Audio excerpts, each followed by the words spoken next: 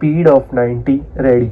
આ કામના તહોમતદારો વિરુદ્ધ એવું તહોમત મૂકવામાં આવેલ છે કે આ કામના આરોપીઓએ તારીખ 4/9/2018 કલાક 16:45 વાગ્યે મોજે દાલોદ ગામની સીમમાં આ કામના ફરિયાદીના એરંડાના વાવેતરવાળા ખેતરમાં પોતાની ગાયો છૂટી મૂકી ભેલાણ કરી આશરે ₹2500 થી ₹3000 જેટલાનું નુકસાન કરી ફરી ગાળો બોલી જાનથી મારી નાખવાની ધમકી આપી ગુનો કરવામાં એકબીજાને મદદગારી કરી ગુનો કરી ભારતીય દંડ સંહિતાની કલમ 504, 506(2), 114 તથા વિલેજ પંચાયત એક્ટ 183, 184 મુજબનો શિક્ષાને પાત્ર ગુનો કરેલ છે. પેરેગ્રાફ.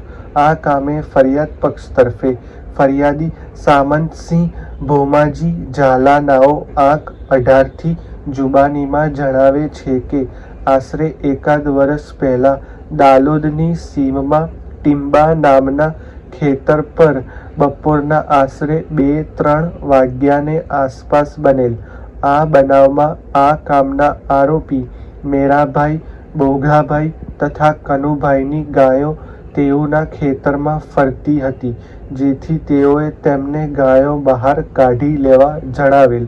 તે બાબતે આ કામના આરોપીઓ સાથે સામાન્ય બોલાચાલી થયેલી.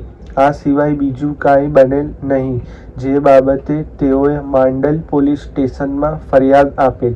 તેઓને ફરિયાદની ઝેરોક્સ નકલ બતાવવામાં આવે છે, જેમાં ફરિયાદી તરીકે તેઓની સહી છે, જે સહી તેઓ ઓળખી બતાવે છે. જે ફરિયાદની ઝેરોક્સને આ કામે આંક 19થી રજૂ રાખેલ છે. સદર ફરિયાદ પક્ષે આરોપીના વિદ્વાન વકીલશ્રી દ્વારા ઉલટ તપાસ કરવામાં આવતા તેણીએ એ હકીકત સ્વીકાર કરેલ છે કે બનાવમાં સામાન્ય બોલાચાલી થયેલી, એ સિવાય કાંઈ બનેલ નહીં.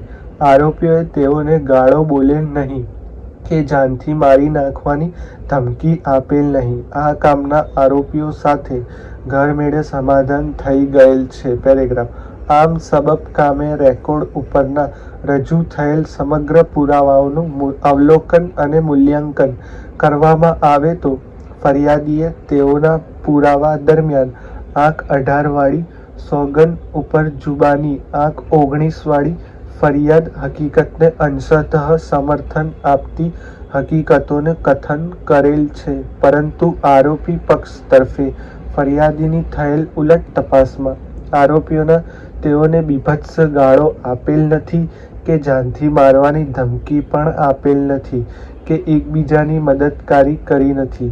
આરોપીઓ સાથે તેઓને સમાધાન થઈ ગયેલ છે, એટલે કે આ કામના આરોપીઓ દ્વારા ફરિયાદીને ગાળો બોલી જાનથી મારી નાખવાની ધમકી આપવામાં આવેલ હોય તેવી કોઈ હકીકત પુરાવામાં બહાર આવતી નથી.